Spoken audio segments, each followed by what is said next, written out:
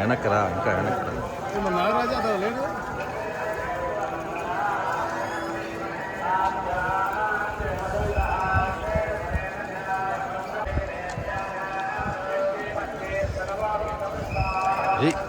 ఏం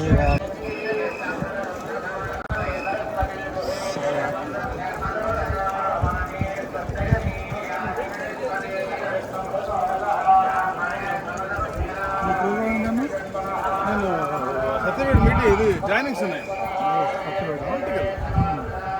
చూసుకుని మళ్ళీ మీరు ఎప్పుడు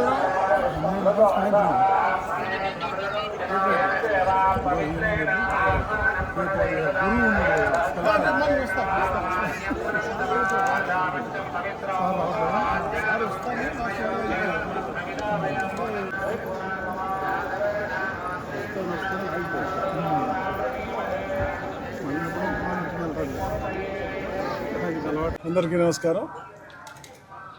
బ్రహ్మాండమైన ఏర్పాట్లతో ఈరోజు శివ దర్శనం చేసుకోవడం జరిగింది. రాష్ట్రం సుభిక్షంగా ఉండాలి, సస్యశ్యామలంగా ఉండాలని కోరుకుంటూ మేము ఏదైతే హామీలు ఇచ్చామో అన్నీ కూడా ఒకటి తర్వాత అన్నీ పూర్తి చేసుకుంటా ఉన్నాం.